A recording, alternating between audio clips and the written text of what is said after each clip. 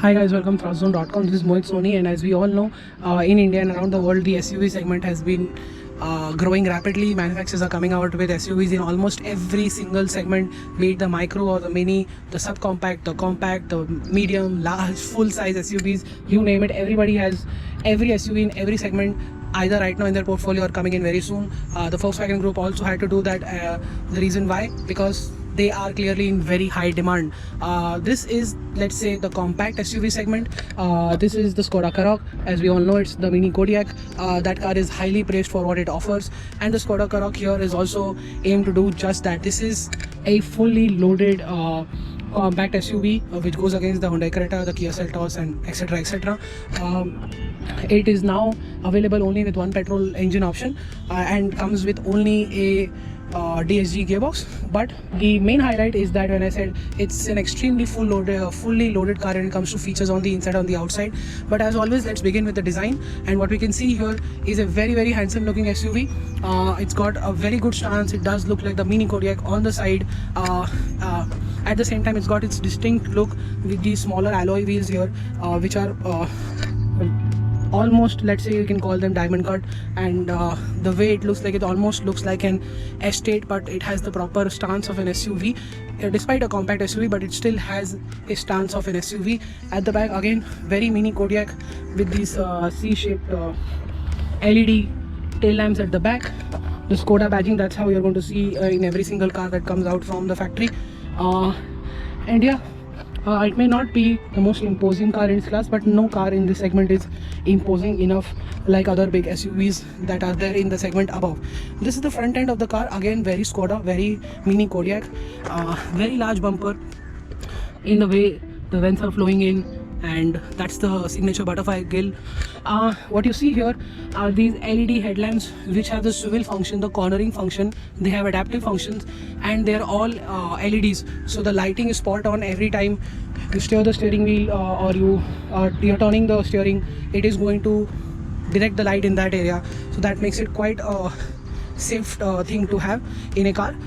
As you can see, front parking sensors, as well as at the back you get reversing camera also, which comes with guidelines, which I'll show you on the inside as well. Surprisingly, there's no cladding running around with this car except for the lower part. And there's no cladding surprisingly on the wheel arches, but it's there at the front and the side at the back. I think Skoda is looking at probably getting the Scout variant of this. Is pretty much in the future. That now seems like a very high possibility.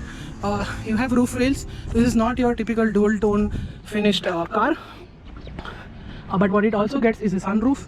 And since we are on the outside even now, I like to tell you that the Skoda Karoq comes with a rough road package which protects the underbelly, the gearbox, the engine, and everything else to make sure that it easily meets the Indian road requirements. Now let's jump on the inside.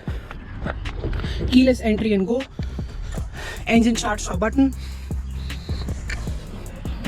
and let's start the car. As you can imagine and see here, we are really cut out from the outside world. It's absolutely silent on the inside. The engine refinement is also very good. What you see in front of you immediately is the virtual cockpit that we're all familiar now. All Skoda cars are now offering the same. The Karoq has to get it, it does. You can change the view via this button, and you've got a whole host of information here which you can go through with the scroller. You can see all of these things. Warning, oil temperature, trip, consumption, overview of the what the VW groups like to call long term, which is basically trip, a long term trip and a short term trip. This button lets you set the cruise control or the limiter for a certain speed. That's the cruise control setting over there. You've got automatic lights, automatic wipers, automatic IRVM on the inside, and this is the large screen, which again has a whole host of options. It's got navigation, it's got a great sound system on offer, it's got automatic climate control, like I said, a full Parkotronic park pilot system that we have here. It's got start stop as well, and that is the glove box, illuminated and cooled. That's the amount of space here on offer to keep some stuff. Electronic parking brake, auto hold, traction control, and that is the very large and very accommodating armrest here, which can house a lot of things. You can remove this, switch it like this as well, and again keep your other set of cup holders or cans here. You still have space here. So, and this center armrest is adjustable, very high quality, good leather used all around, a extremely high quality cabin as always. Speaking of more storage, you have storage here as well. You can keep a lot of stuff here. It's a pretty much a very nice weekend car to have. You can stuff a lot of stuff all around. Look at these large bins. They have this net holders as well, so you can pretty much keep anything you want and it won't slide around, or if the driver is driving fast enough to do that. And yes, nobody can forget to show you guys the sunroof. This is the full size panoramic sunroof that is on offer here. Very large seats, extremely supportive. You won't get tired at all sitting all day, either commuting in the city or going out of the city. You're going to be very comfortable with these seats. The base, look at the base. This is almost under thigh supporting base here. It's very impressive. This closes 12-volt socket. Apparently you've got only one USB here. There's nothing here as well.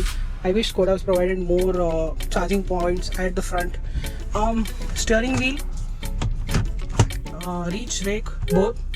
Sorry for that. And like I said, the steering controls are here. Voice commands, can access navigation, radio, media and telephone. No, I'm feeling hot or something like that. That doesn't work here, at least for now.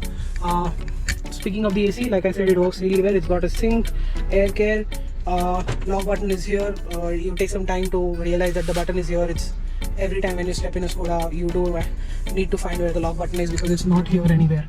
Like I said, great quality, good sound system, a fantastic place to be on the inside. The refinement levels are spot on. You're extremely cocooned inside this cabin, and it's a comfortable place to be. Speaking of space and comfort, let's get into the back.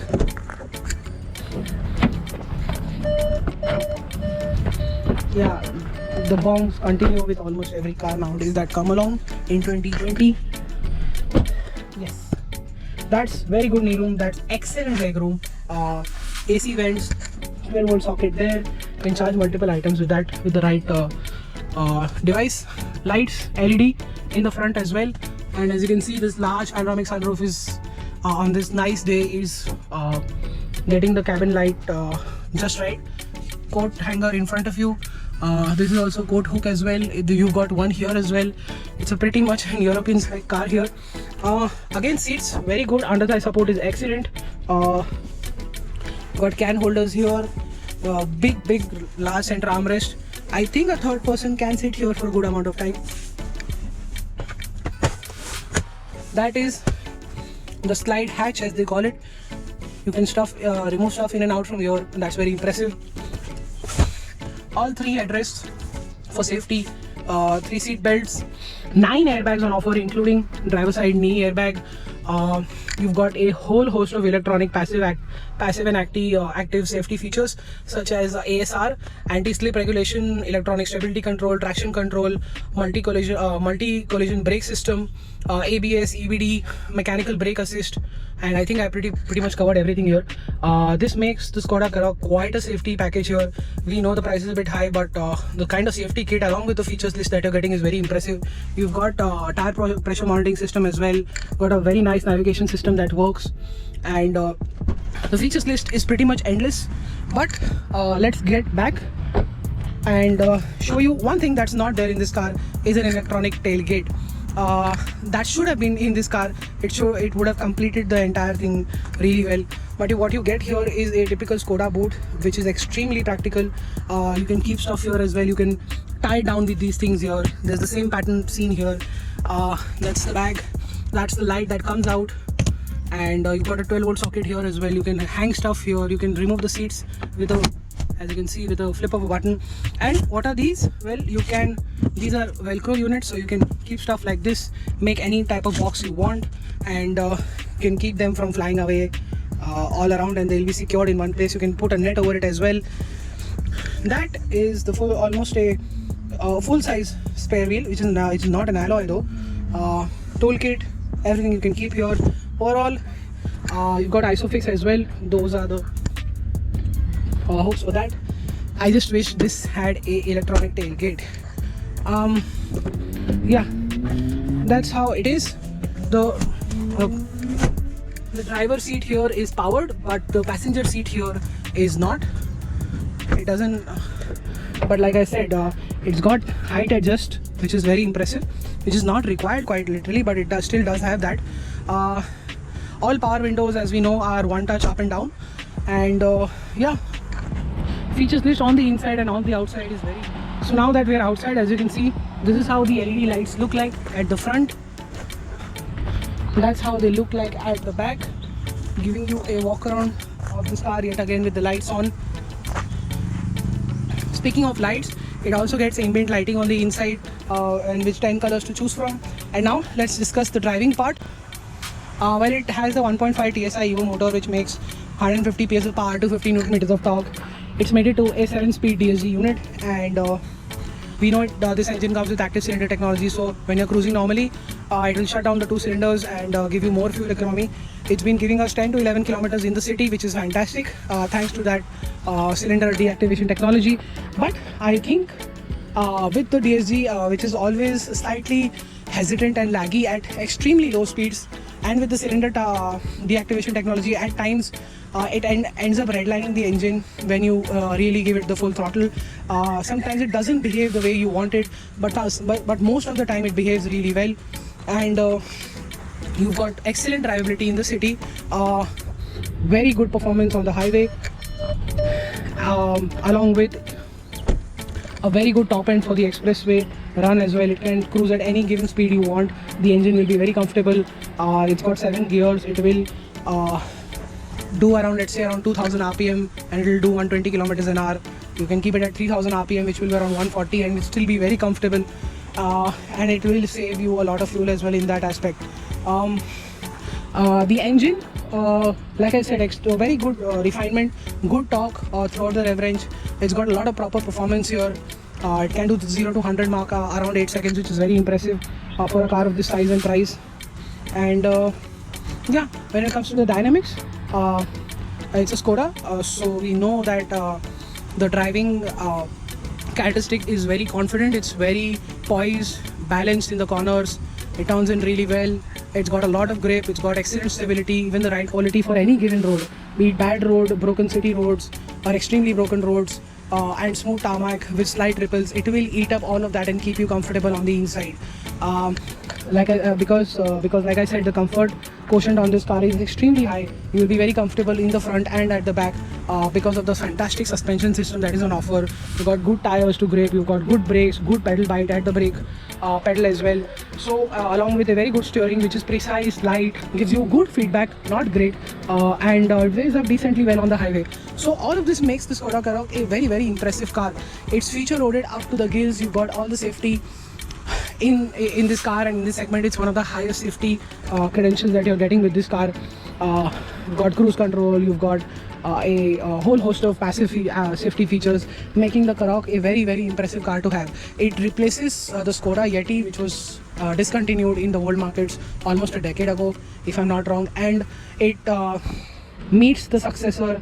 It comes across as a very nice successor to that extremely capable car. We love the Yeti, we always loved the Yeti, and we will continue to love the Yeti. But the Karoq here will make sure that we don't remember that car much, because this car it replaces quite well. Obviously it doesn't have 4-wheel drive or anything like that for right now in India, but worldwide it does. The Skoda Karoq is a mini Kodiaq. The Kodiaq is a huge success for the Skoda brand, and that makes it quite a worthy contender in this segment. Sure, again, like I said, the prices are high, but you're getting a lot of value for your money. You're getting a good engine, good safety credentials, good space at the back, a very good stance, an SUV which can do pretty much anything an urban consumer would ever want it from, and that makes it an all-rounder and worthy of your consideration. I think that is it. Thank you so much for watching our video. Make sure you like it. Still have some questions, put them in the comment section below. Subscribe to our channel, hit that notification bell, and follow us on Instagram, Twitter and Facebook. Thank you so much for watching, and goodbye.